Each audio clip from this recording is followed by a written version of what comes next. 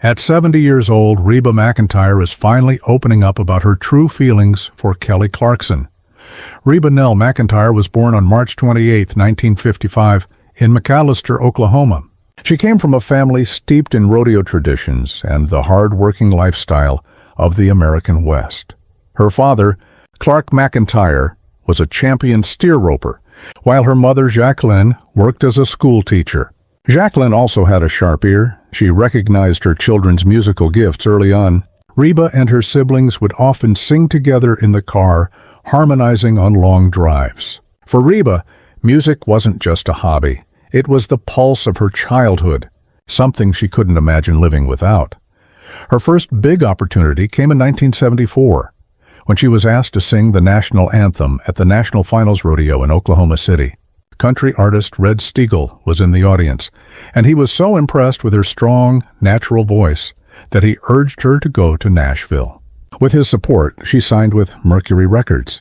Her earliest singles in the mid-1970s didn't make a big splash, but Reba was nothing if not determined. She balanced her early career with her studies at Southeastern Oklahoma State University, where she majored in elementary education. Even as her dreams grew bigger, she remained grounded in her small-town roots. By the 1980s, her persistence started to pay off. Songs like How Blue and Somebody Should Leave revealed the emotional power of her crystal-clear voice and resonated with audiences. At a time when country music was leaning toward pop crossover, Reba stayed faithful to her traditional sound. Fans connected with her authenticity. She wasn't just performing songs, she was living them. On stage, she was unforgettable. Her fiery red hair, her warmth, her ability to make even a large crowd feel like an intimate gathering of friends. The 1980s and 1990s cemented her as one of the top female artists in country music history. Hits like Whoever's in New England and The Last One to Know made her a household name. She had a gift for choosing songs that spoke to real life, heartbreak, resilience, everyday struggles, and fans saw their own stories reflected in hers. With Grammy Awards, CMA Awards, and ACM Awards to her name, Reba became one of the defining voices of her generation. But her success wasn't limited to music. She branched into acting, appearing in the cult classic Tremors, and later headlining her own sitcom, Reba, which ran for 6 popular seasons. The show introduced her to a whole new audience and showcased her versatility as an entertainer. Reba's life wasn't without heartbreak. In 1991, tragedy struck when a plane crash killed several of her band members and her tour manager. It was a devastating loss, but she honored their memory by pressing forward. Her personal life also carried challenges. Her first marriage was to champion steer wrestler Charlie Battles in 1976. Their relationship reflected her ranching roots, but as Reba's career took off, cracks appeared. Charlie wanted a traditional home life, while Reba's rising fame demanded travel and commitment. After more than a decade together, they divorced in 1987. Though painful, it gave her the freedom to devote herself fully to music. In 1989, she married Narvel Blackstock, a steel guitar player who became her manager. Together, they built Starstruck Entertainment, the powerhouse behind much of her success.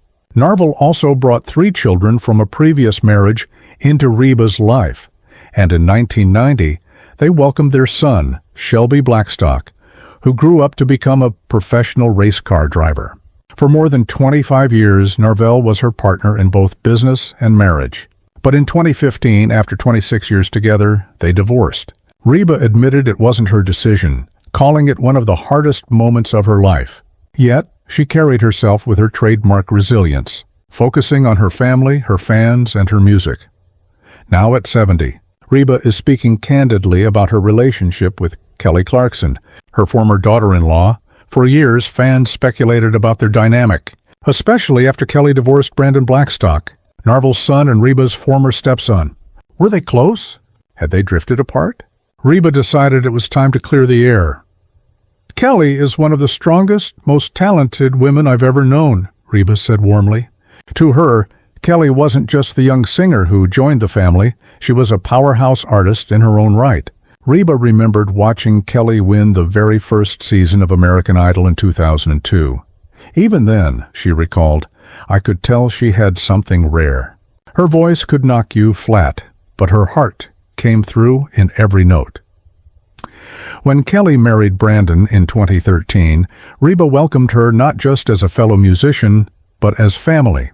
We laughed a lot together, she said. Kelly has this down-to-earth humor that reminded me of home. They performed together many times, including their unforgettable 2007 duet of Because of You. Singing with Kelly isn't just about trading lines, Reba explained. It's about telling a story together. She gives it everything, and it makes you want to rise up and do the same. Of course, life in the spotlight is never simple. When Kelly and Brandon's marriage ended in a very public divorce, Reba was inevitably affected. Divorce is hard no matter who you are, she admitted. I didn't take sides. My heart just broke for both of them. All I wanted was the best outcome for everyone, especially the kids. Her admiration for Kelly never wavered. Some folks think once a marriage ends, the relationships end too, Reba said. But love doesn't vanish.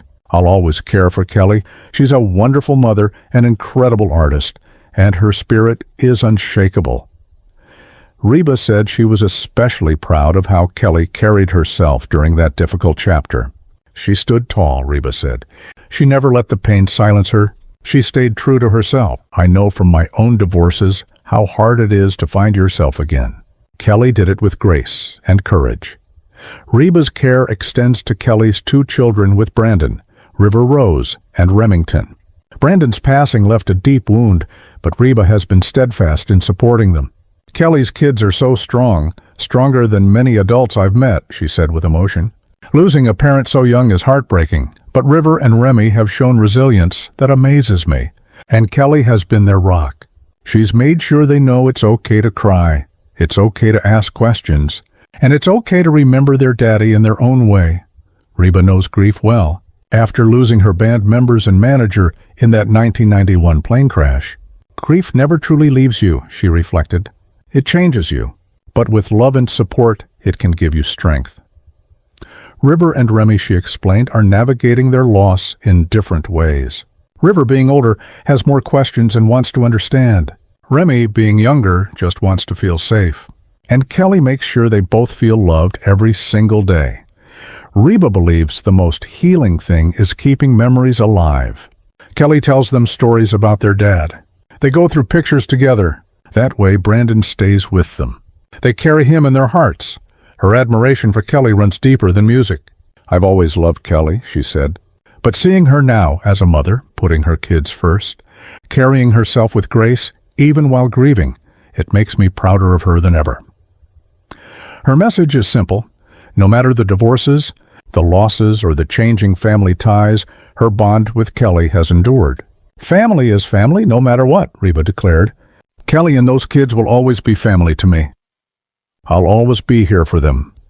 At 70 years old, Reba McEntire speaks with the authority of someone who has lived through triumphs and tragedies and come out with wisdom to share. She has built a career on authenticity, and her reflections on Kelly Clarkson prove that love and respect can endure even through heartbreak. To Reba, Kelly will always be family, and River Rose and Remington will always be cherished. And that, perhaps more than any award or hit song, is the truest measure of Reba McEntire's legacy.